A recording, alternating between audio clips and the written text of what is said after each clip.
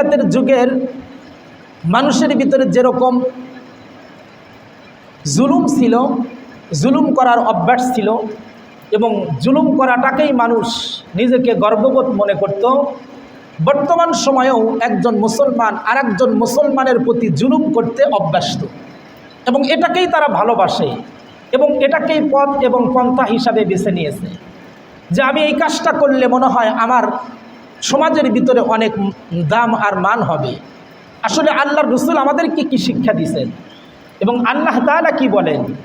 সূরা তাওবার 119 নম্বর আয়াতে কারিমার ভিতরে আল্লাহ তাআলা বলেন, ইয়া আইয়ুহাল্লাযীনা আমানুত্তাকুল্লাহ ওয়া কুনু মা'আস সাদিকিন। আল্লাহ তাআলা বলেন, হে দুনিয়ার মানুষ, হে ঈমানদারেরা, তোমরা আমি আল্লাহকে ভয় করো এবং সৎ মানুষের সঙ্গী হয়ে যাও, ভালো মানুষের সাথী হও, সত্যবাদীদের সাথে থাকো, যারা নেককার তাদের সংস্পর্শে যাও। আল্লাহ তাআলা এই হুকুম আমাদেরকে করেন। আর আল্লাহর রাসূল সাল্লাল্লাহু আলাইহি ওয়াসাল্লাম হাদিস শরীফের ভিতরে বলেন, মান তাশাব্বাহা বিকওমিন ফাহুয়া মিনহুম। যেই ব্যক্তির ওঠা বসা, যেই ব্যক্তির কার্যকলাপ, যেই ব্যক্তির কথাবার্তা যাদের সাথে মিলে যাবে, আল্লাহ পাক রব্বুল আলামিন হাসরের মাঠে তাকে তাদের সাথেই উত্তোলন করবে। নাউজুবিল্লাহ। কোনো ব্যক্তির ওঠা বসা, কথাবার্তা, চালচলন, তার মহাব্বত যদি সৎ মানুষের সাথে হয়, আল্লাহ পাক রব্বুল আলামিন কিয়ামতের ময়দানে তাকে সৎ মানুষদের সাথেই উঠাইবেন। সুবহানাল্লাহ। আর কোনো মানুষের মহাব্বত, কোনো মানুষের ওঠা বসা যদি বিধর্মীদের সাথে হয় অথবা ইসলাম বিরোধীদের সাথে হয় অথবা সমাজের খারাপ মানুষের সাথে হয়, তাহলে আল্লাহ পাক রব্বুল আলামিন কিয়ামতের ময়দানে তাকে উঠাবেন এমন অবস্থায়, যেই অবস্থায় তার সাথী অর্থাৎ খারাপ মানুষেরা উত্তোলন হবে। নাউজুবিল্লাহ। এই জন্য আল্লাহ তাআলা আমাদেরকে অধিকার দিয়েছেন, ফামান শাআ ফালইউমিন ওয়া মান শাআ ফালইয়াকফুর। আল্লাহ তাআলা বলেন, তুমি ইচ্ছা করলে ভালো মানুষদের কাতারে যেতে পারো, আবার ইচ্ছা করলে তুমি খারাপ মানুষের কাতারেও যেতে পারো। তোমাকে স্বাধীনতা দিলাম, তবে স্বাধীনতা কতক্ষণ? যতক্ষণ পর্যন্ত আমি তোমাকে সময় দেব ততক্ষণ। কথা বলেন ঠিক কিনা?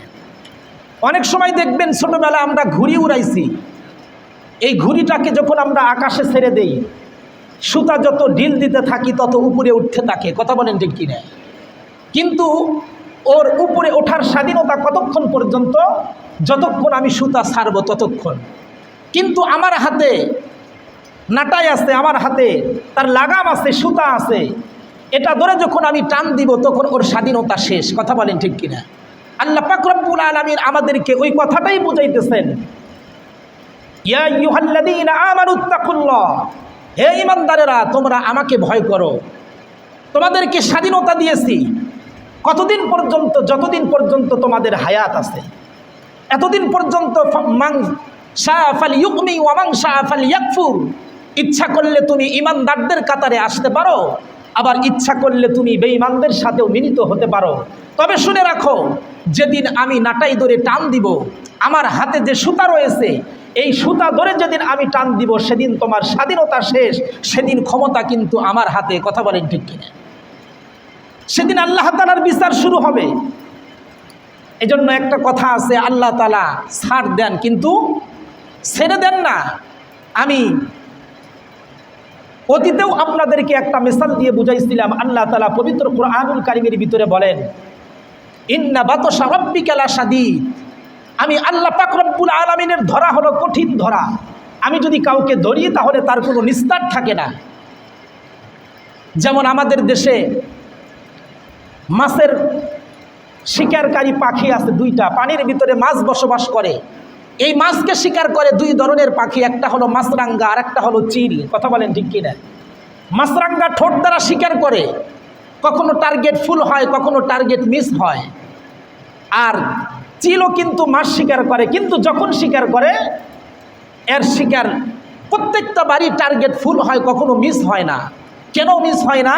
কারণ মাছরাঙ্গা শিকার করে ঠোঁট দ্বারা আর চিল শিকার করে পা দ্বারা। কথা বলেন ঠিক কিনা? ও পা দ্বারা যেটাকে ধরবে, ওটাকে যদি ধরে আপনি টান দেন, প্রয়োজনে ওর পায়ের সাথে লেগে থাকা অংশটুকু ছিঁড়ে আসবে, এরপরও পায়ের থেকে ছাড়ানোর কোনো উপায় নাই। আল্লাহ পাক রব্বুল আলামিন বলেন, ইন্না বাতশা রাব্বিকা লাশাদীদ। তোমার নাটায় আমি ঢিল দিয়েছি, তোমার পাওয়ার, তোমার শক্তি, তোমার ক্ষমতা, তোমার স্বাধীনতা আমি তোমাকে দিলাম। তোমার যা ইচ্ছা তুমি তাই করতে পারো। ইচ্ছা করলে তোমার মন খুশি মতে ইসলামের বিরোধিতাও করতে পারো। তবে শুনে রাখো, ইন্না বাতশা রাব্বিকা লাশাদীদ, যেদিন আমি তোমাকে ধরবো, যেদিন আমি তোমাকে পাকড়াও করব, সেদিন আমার হাত থেকে সারানোর মতো ক্ষমতা পৃথিবীর কারো নাই। কথা বলেন ঠিক কিনা? এজন্য সম্মানিত সুধী, নেক মানুষের বড় অভাব। আল্লাহ পাক রব্বুল আলামিন বলেন, তোমরা সৎ মানুষদের সঙ্গী হও, ভালো মানুষদের সাথে থাকো, খারাপ মানুষের সঙ্গী হয়ো না, যদিও কিয়ামত হয়ে যায়। কারণ তুমি হয়তো দুনিয়াতে কিছুদিন সুখ স্বাচ্ছন্দ্যে বসবাস করার জন্য খারাপের সঙ্গী হইবা। মনে রাখবা, এপারের জগৎ কিন্তু শেষ নয়। ওপারের আরেকটা জগৎ রয়েছে, যেই জগতের শুরু আছে কিন্তু শেষ নাই। এই জগৎ তো শেষ হয়ে যাবে, কষ্টে থাকলেও শেষ হবে, সুখে থাকলেও শেষ হবে। একজন বাদশাহ যদি তার রাজ সিংহাসনে পালঙ্কের উপরে মৃত্যুবরণ করে, তার মৃত্যুটাও যেই রকম। আর একজন গরিব মিসকিন অসহায় সে সাধারণ মাটির উপরে মৃত্যুবরণ করলে তার মৃত্যুটাও একই রকম, একই রকম মৃত্যু হবে। মৃত্যুর সময় কেউ কখনো পালঙ্কের উপরে মৃত্যু করা, এই সুখ, এই শান্তিটা সে কখনো ভোগ করতে পারে না। এজন্য দুনিয়া যেহেতু ক্ষণস্থায়ী, চিরস্থায়ী নয়। এই ক্ষণস্থায়ী জিন্দেগিতে তোমার জীবন চলে যেতে পারে, তোমার মৃত্যু আসতে পারে, কিন্তু তুমি কখনো খারাপের সাথী হইবা না, তুমি কখনো বাতিলের পক্ষ নিবা না। আল্লাহ পাক রব্বুল আলামিন বলেন, এই দুনিয়াতে ক্ষণস্থায়ী জিন্দেগিতে তুমি যদি সত্যর সঙ্গী হতে পারো, ভালো মানুষের সাথে থাকতে পারো, ওপারের জগতে যখন তুমি চলে যাইবা, আল্লাহ পাক রব্বুল আলামিন তোমাকে চিরসুখের জায়গা জান্নাতেদের সাথী তোমাকে বানায় দিবেন। সুবহান। এই জন্য আল্লাহর রাসূল সাল্লাল্লাহু আলাইহি ওয়াসাল্লাম হাদিস শরীফের ভিতরে বলেন, মান আহাব্বা সুন্নতি ফাকাদ আহাব্বানি ওয়া মান আহাব্বানি কানা মাই ফিল জান্নাহ। আল্লাহ পাক রব্বুল আলামিন তার হাবিবের মাধ্যমে হাদিস শরীফের ভিতরে ঘোষণা করেন, পৃথিবীর কোনো মানুষ যদি আমার সঙ্গী হতে চায়, পৃথিবীর কোনো মানুষ যদি আমার দলে আসতে চায়, তাহলে তার একটা কাজ হলো আমি পয়গম্বরের অনুসরণ করা, আমি নবীর সুন্নাতের উপর অনুসরণ করা, আমি নবীর সুন্নাতকে মহাব্বত করা। কোনো মানুষ যদি আমার সুন্নাতকে মহাব্বত করে, আমার অনুসরণ করে, আল্লাহর পয়গম্বর বলেন ওই লোকটা আর আমি জান্নাতের ভিতরে একসঙ্গে থাকবো। সুবহানাল্লাহ। আল্লাহর রাসূল ঘোষণা দিয়েছেন, সৎ মানুষের সঙ্গী হইবা তো আল্লাহ তাআলা জান্নাতে তোমাকে তার সাথেই থাকতে দিবেন। সুবহানাল্লাহ। এজন্য ইতিহাসের কিতাব পাওয়া যায়, যেই কিতাবের ভিতরে ঐতিহাসিকগণ লিখেছেন এবং আল্লাহ পাক রব্বুল আলামিন তাফসীর কুরআনুল কারীমের ভিতরে ঘটনা বর্ণনা করছেন। মুফাসসিরগণ তাফসীরের কিতাবের ভিতরে ঘটনাগুলো স্পষ্ট আকার করে বর্ণনা করছেন।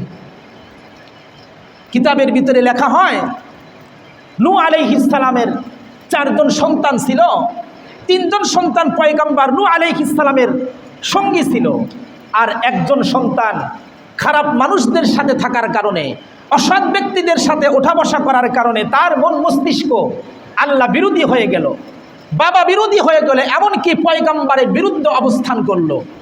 শেষ পর্যন্ত যখন মহাবিপদ চলে আসলো, প্লাবন, পয়গম্বর নূহ আলাইহিস সালাম ছেলেকে ডাক দিয়ে বললেন, শেষবারের মতো বাবা, এখনো সময় আছে, তুমি সৎ মানুষদের সঙ্গী হয়ে যাও, আমার কিস্তির উপর আরোহণ করো। সন্তান বলল, বাবা আমি তো পানির ভিতরে সাঁতরাইতে পারি, আমি তো সাঁতার শিখেছি, আমি পানিতে সাঁতরায়া পাহাড়ের উপর আরোহণ করব, তোমার খোদা আর তোমার রব পানি দিয়ে পাহাড় টলাইতে পারবে না। নাউজুবিল্লাহ জোরে বলে। শেষ পর্যন্ত পরিণতি কি হলো? পরিণতি হলো এই, আল্লাহ পাক রব্বুল আলামিন পাহাড়কে তলায়া দিলেন।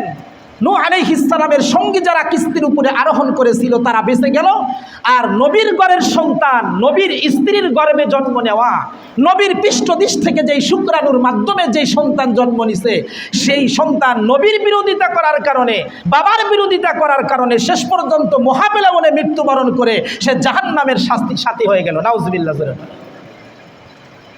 এটা হলো মানুষের ইতিহাস, যে একজন ব্যক্তি ভালো মানুষের বিরোধিতা করার কারণে, নবীর বিরোধিতা করার কারণে জাহান্নামে চলে গেল। আর ওই কোরআনের ভিতরেই আল্লাহ পাক রব্বুল আলামিন একটা ঘটনা বর্ণনা করছেন। দাকিয়ানুস একজন বাদশা ছিল, যেই বাদশা ছিল জালেম। এই জালেম বাদশা সে মূর্তি পূজা চালু করেছিল, আল্লাহ বিরোধী হুকুম। কিন্তু ওই সময় ওই দেশের ভিতরে মাত্র 6 জন যুবক, এই 6 জন যুবক গোপনে গোপনে আল্লাহ পাক রব্বুল আলামিনের ইবাদত করত। সুবহানাল্লাহ জোরে বলে।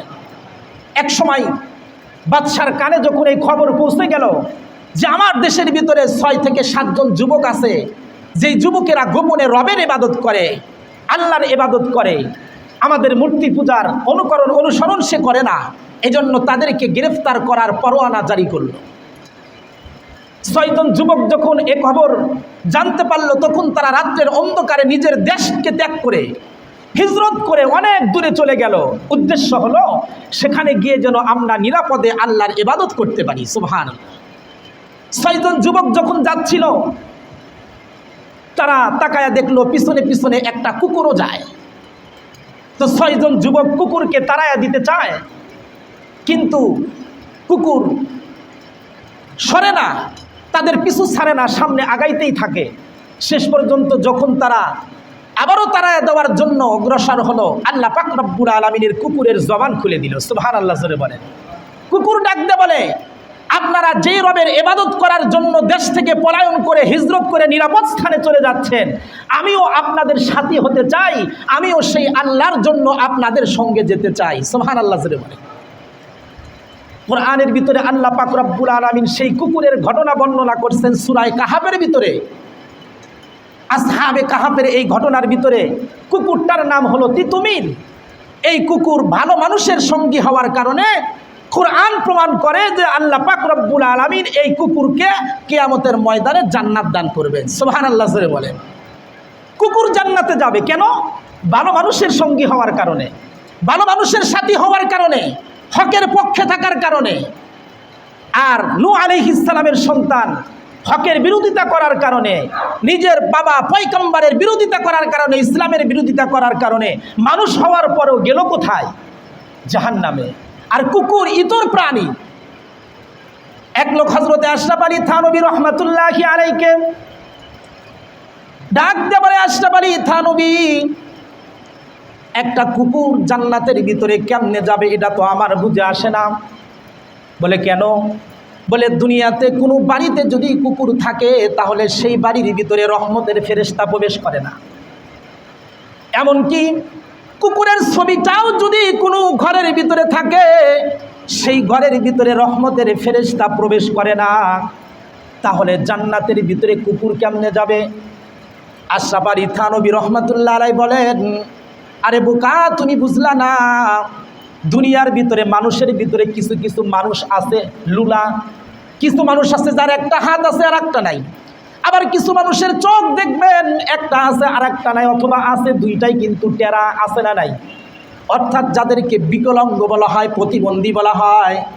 আল্লাহর পয়গম্বর আলাইহিস সালাম বলেন, কঠিন কিয়ামতের ময়দানে আল্লাহ পাক রব্বুল আলামিন যখন জান্নাতের সুসংবাদ দিবেন, এই লোকগুলো যদি ঈমান আর আমলের সম্পদ তাদের থাকে, তো আল্লাহ তাআলা প্রতিবন্ধীদেরকেও জান্নাতে দিবেন। তবে জান্নাতে দেওয়ার আগে তাদেরকে পুরাপুরি আল্লাহ পাক রব্বুল আলামিন অঙ্গওয়ালা বানায়া দিবেন। সুবহানাল্লাহ। তার মানে জান্নাতে ঢোকার আগে কেউ প্রতিবন্ধী থাকবে না, সকল প্রতিবন্ধীকে আল্লাহ তাআলা অঙ্গওয়ালা বানায়া জান্নাতের ভিতরে ঢুকাইবেন। সুবহানাল্লাহ। তো আশরাফ আলী থানবী রহমতুল্লাহ আলাইহি বলেন, তুমি কি মনে করছো আল্লাহ কুকুরকে জান্নাতের ভিতরে ঢুকাইবে না? বনি ইসরাইলের ভিতরে একজন আল্লাহর ওলি ছিল আবেদ। আবেদটা এরকম আবেদ, যখন আল্লাহর কাছে যে দোয়া করতো আল্লাহ ওটাই কবুল করতো। সুবহানাল্লাহ বলেন। নাম হলো বালআম বাউর। যে দোয়া করতো সেটাই কবুল হতো। এক সময় মূসা আলাইহিস সালামকে হত্যা করার জন্য, ষড়যন্ত্র করার জন্য কিছু মানুষ একত্র হয়ে মূসা আলাইহিস সালামের পিছনে কিছু মহিলাদেরকে লেলিয়ে দিল। সুন্দরী সুন্দরী মহিলা, কারণ মহিলা হলো দুনিয়ার ভিতরে সবচাইতে বড় ফিতনা। কথা বলেন ঠিক কিনা? আল্লাহ রাসূল বলেন, ইন্নামা, কোরআনের ভিতরে আল্লাহ তাআলা বলেন, ইন্নামা আমওয়ালুকুম ওয়া আওলাদুকুম ফিতনা। দুনিয়াতে সন্তান আর সম্পদ যেরকম ফিতনা, আল্লাহর রাসূল বলেন, আন নিসাউ হাবাইলুশ শাইতান। একজন মহিলা হলো 10টা শয়তানের সমান। এজন্য মহিলার ফিতনা বড় বড় ফিতনা। পৃথিবীর শুরুতেই কিন্তু মহিলার কারণে হাবিল আর কাবিলের ভিতরে হত্যার কাণ্ড ঘটছে, কথা বলেন ঠিক কিনা? কিসের কারণে? মহিলার কারণে। এজন্য আল্লাহর রাসূল বলেন, এই আমার উম্মতেরা মহিলার থেকে সাবধান, নারীদের থেকে সাবধান, সম্পদ থেকে সাবধান। এই দুইটাই কিন্তু তোমাকে জাহান্নামের দ্বার প্রান্তে পৌঁছায়া দিবে। তো মুসা আলাইহিস সালামকে কাবু করার জন্য কিছু মহিলাদেরকে লেলিয়ে দিল, কিন্তু নবীদেরকে হেফাজত করেন কে? আল্লাহ। আল্লাহ তাআলা হেফাজত করেন। শেষ পর্যন্ত বিরোধী শক্তি, বাতিল পক্ষ যখন দেখলো মুসা আলাইহিস সালামকে কোনো কিছুতেই কাবু করা যায় না, তখন তারা খুঁজে খুঁজে বালআম বাউর যে দোয়া করলে আল্লাহর কাছে কবুল হয় তার নিকটে গিয়ে শরণাপন্ন হলো। ডাক দিয়ে বলে, আপনাকে একটা রাজত্ব দিয়ে দিব, অথবা এত টাকার সম্পদ আপনাকে দিয়ে দিব। কাজ হলো একটা, আপনি মুসার বিরুদ্ধে দোয়া করবেন। নাউজুবিল্লাহ, জোরে বলেন। কে দোয়া করবে? কার বিরুদ্ধে? একজন ওলি দোয়া করবে নবীর বিরুদ্ধে।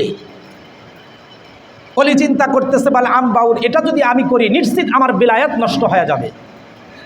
শেষ পর্যন্ত টাকার লোভে, ক্ষমতার লোভে, সম্পদের লোভে পয়গম্বর মুসা আলাইহিস সালামের বিরুদ্ধে বদদোয়ার কারণে আল্লাহ পাক রব্বুল আলামিন তার যত বিলায়াত ছিল সকল বিলায়াতকে তার কাছ থেকে হস্তান্তর করে নিল। নাউজুবিল্লাহ, জোরে বলেন। কিতাবের ভিতরে আছে, আশরাফ আলী থানভী রহমাতুল্লাহ আলাইহি বলেন, বনী ইসরাইলের এই ওলি বালআম বাউর ওই কুকুরের রূপ ধরে জাহান্নামে যাবে, আর কুকুরকে বালআম বাউরের রূপ ধারণ করে জান্নাতের ভিতরে ঢুকাইয়া দিবে। সুবহানাল্লাহ, জোরে বলেন। কুকুর যে জান্নাত পেল কিসের কারণে? সৎ মানুষের সাথে থাকার কারণে, ভালো মানুষদের সংস্পর্শে আসার কারণে, হকের পক্ষে থাকার কারণে। এজন্য আল্লাহ পাক রব্বুল আলামিন কোরআনুল কারীমের ভিতরে বলেন, ইয়া আইয়ুহাল্লাযীনা আমানুত্তাকুল্লাহা ওয়া কুনু মা'আস সাদিকিন, হে ঈমানদারেরা তোমরা আমি আল্লাহকে ভয় করো আর মৃত্যু পর্যন্ত তোমরা হকের পথে থাকো, সত্যবাদীদের সঙ্গী হয়ে থাকো। সুবহানাল্লাহ। কিতাবের ভিতরে আল্লামা শেখ সাদি রহমাতুল্লাহ আলাইহি লেখেন, কিতাবের ভিতরে আসছে, এক জামানা সহবতে বা আউলিয়া বেহতারাজ সাদ সালাতাত বেরিয়া। আল্লাহর ওলিরা কিতাবের ভিতরে লেখেন, কোনো ব্যক্তি যদি একজন ভালো মানুষের সংস্পর্শে কিছু সময় কাটায়া দেয় তাহলে ওই সময়টার দাম এত বেশি যে আল্লাহ পাক রব্বুল আলামিন 100 বছর ইবাদত করার সমতুল্য সব তাকে দান করে দেয়। সুবহানাল্লাহ। এক জামানা সহবতে বা আউলিয়া, কিছু সময় যদি আপনি ওলিদের সংস্পর্শে থাকেন, ভালো মানুষের কাছে থাকেন, এই সময়টুকুর দাম কত বেশি? বেহতেরাজ সালাতাত বেরিয়া বলে যে 100 বছর ইবাদত করলে যেই পরিমাণ নেকি হবে তার চাইতে বেশি সওয়াব আল্লাহ তাআলা কিছু সময় ওলিদের সাথে থাকার কারণে দান করে দিবে। এজন্য কিতাবের ভিতরে আসছে, হযরতে শেখ সাদি রহমাতুল্লাহি আলাইহি একদিন গোসল করার জন্য গোসলখানার ভিতরে ঢুকছেন। তো গোসলখানার ভিতরে ঢোকার পরে দেখেন কোন জায়গার থেকে যেন সুঘ্রাণ পাওয়া যায়। এত সুন্দর সুঘ্রাণ, যেই সুঘ্রাণ কোনোদিন তার নাকে শোকে নাই। শেখ সাদি রহমাতুল্লাহি আলাইহি গোসলখানার ভিতরে ঢোকার পর ডান দিকে তাকান, বাম দিকে তাকান, কিন্তু কোথাও থেকে কোনো সুঘ্রাণের কোনো আসবাব দেখা যায় না। এজন্য আল্লামা শেখ সাদি রহমাতুল্লাহ আলাইহি খুঁজতে খুঁজতে দেখেন গোসলখানার মেঝের ভিতরে ছোট্ট একটা মাটির দলা দেখা যায়। এবার মাটির দলাটা হাতে নিয়ে শেখ সাদি রহমাতুল্লাহি আলাইহি এবার মাটির সাথে কথা কয়। শেখ সাদি রহমাতুল্লাহর ভাষা ছিল ফার্সি, তাই ফার্সি ভাষা দিয়ে মাটিকে জিজ্ঞাসা করেন, গোলে খুশবু এদার হাম্মা মেরুজে রসিদাজ দাজতে মাহবুবে বদস্তাম বদু গফতাম কে মেশকে ইয়া আবিরি কে আজবু এ দিলাবি জে তুমস্তাম বগফতামান গোলে নাসি যে বুদাম ওয়ালেকিন মুদ্দাতে বাগল মাসুসতাম জামালে হাম নশীদার মান আসর কর্দ अगर नामन हुमा खा कम के हसतम एको दस ना मेरा दारे बसिया हेरिल माटिर ढेला हाथे निया सुखिया देखिलाम रयेছে সুবাস মেলা কহিল তাহারে কস্তরি তুমি, ওগো তুমি কি আতর দাও তোমার গায়েতে সুবাসে ভরা, ওগো তুমি কি গোলেস্তা। মাটি ডাক দিয়া বলে কহিল সব কিছু আমি নহি, আমি অতি নিচু মাটি, ফুলের সাথে থাকিয়া তাহার সুবাসে হইলাম খাঁটি। সুবহানাল্লাহ জোরে বলেন। আল্লামা শেখ সাদী রহমাতুল্লাহি আলাইহি মাটিকে ডাক দেয়া বলেন, ও মাটি তোমার ভিতরে এত সুন্দর সুঘ্রাণ কোন জায়গা থেকে আসলো, কই পাইলা তুমি এত সুঘ্রাণ? তুমি কি আতরদানি নাকি তুমি কি গোলেস্তা? ফুল তখন ডাক দেয়া বলে, ওগো শেখ সাদী আমি আতরদানিও না আমি গোলেস্তাও না, তবে আমি দীর্ঘদিন পর্যন্ত ফুল বাগানে থাকার কারণে, ফুলের গাছের গোড়ায় থাকার কারণে ফুলের সুঘ্রাণটা আমি মাটির ভিতরে চলে আসছে। সুবহানাল্লাহ জোরে বলে। একটা মাটির দলা ফুলের গোড়ায় থাকার কারণে যদি তার ভিতরে ফুলের সুঘ্রাণ পাওয়া যায়, তাহলে একজন খারাপ মানুষ যদি ভালো মানুষের সঙ্গী হয়ে যায়, তো আল্লাহ তাআলা বলেন ভালো মানুষের গুণটাও আস্তে আস্তে আস্তে আস্তে তার ভিতরে ঢুকে যায়। সুবহানাল্লাহ জোরে বলে। যেমন আরেকটা উদাহরণ দিলে খুব ভালো করে বুঝবেন, আমাদের দেশের এখন তো এটা খুব কম পাওয়া যায়, তবে একটা জিনিস পাওয়া যায়, সেটা হলো মোবাইলের মেকার। আছে না নাই? আগের যুগে রেডিও টেলিভিশন ছিল, এগুলোর মেকার পাওয়া যাইত, মিস্ত্রি পাওয়া যাইত, কিন্তু এখন তো মোবাইলের মেকার পাওয়া যায়। এদেরকে লক্ষ্য করে দেখবেন, আপনার মোবাইলের নাট বল্টু যখন খুলবে, খোলার আগে একটা কাজ তারা করে। কি কাজ? যেই মাঠথুল দ্বারা মোবাইলের নাটটাকে খুলবে, ওই মাঠথুলটা কিছুক্ষণ পর্যন্ত ম্যাগনেটের সাথে ধরে রাখে, চুম্বকের সাথে লেগে রাখে। চুম্বকের সাথে লাগায় রাখার অর্থ কি?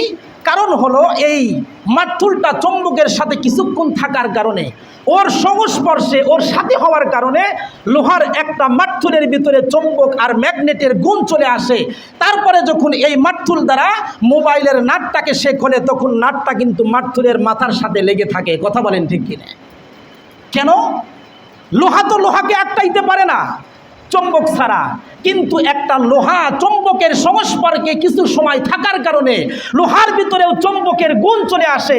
আল্লাহ এবং তার পয়গম্বর বলেন, হে দুনিয়ার মানুষ, তোমরা সৎ মানুষের সঙ্গী হও, হকের পথে থাকো, কিয়ামত পর্যন্ত তোমাদেরকে গ্যারান্টি দিলাম, কখনো তোমাদেরকে বিরোধী শক্তি তোমাদেরকে ধ্বংস করতে পারবে না, এমনকি মৃত্যুর পরেও তোমরা জান্নাতের সঙ্গীদের সাথেই থাকবা। সুবহানাল্লাহ জোরে বলে। এই জন্য আল্লাহর পয়গম্বর বলেন, মান তাশাব্বাহা বিকওমিন ফাহুয়া মিনহুম। আর আল্লাহ পাক রব্বুল আলামিন কোরআনের ভিতরে বলেন, মান শাআ ফালইউমিন ওয়া মান শাআ ফালইয়াকফুর। আল্লাহ পাক রব্বুল আলামিন বলে, তুমি চাইলে ভালোদের কাতারে আসতে পারো, চাইলে খারাপদের কাতারে যেতে পারো, তবে আল্লাহর নবী বলেন তোমার মোহাব্বত যাদের সাথে হবে, তোমাদের হাসরও কিন্তু তাদের সাথেই হবে। এজন্য তোমাকে স্বাধীনতা দিলাম, তুমি যেদিকে ইচ্ছা সেদিকে যাইতে পারো, তবে শুনে রাখবা নাটাই কিন্তু আমার হাতে। তোমার স্বাধীনতা ততদিন পর্যন্ত যতদিন পর্যন্ত আমি টান না দিব। টান যখন দিব তোমার স্বাধীনতা শেষ, তখন আমার কাছে আসতে হবে। দুনিয়াতে তুমি যেই পথেই থাকো না কেন, সেই পথের হিসাব কিন্তু কড়াই গন্ডায় আমার কাছে দিতে হবে। কথা বলেন ঠিক কিনা? এজন্য মেরে মোহতারাম দোস্ত বুজুর্গ, আল্লাহ পাক রব্বুল আলামিন আমাদের সকলকেই কোরআন এবং হাদিসের যেই কথাগুলো সাজায়া গোছা আমি আপনাদের সামনে আলোচনা করলাম, আমি নগণ্য ব্যক্তি, এই কথাগুলোর থেকে আমাদের সবাইকে শিক্ষামূলক কিছু কথা অর্জন করে আল্লাহ পাক রব্বুল আলামিন আমাদেরকে হকের পথে এবং ভালো মানুষের সাথে থাকার এবং সৎ লোকদের সঙ্গী হওয়ার তৌফিক দান করুন। সকলে বলি আমিন। ওয়া আখির দাওয়ানা আনিল হামদুলিল্লাহি রাব্বিল আলামিন।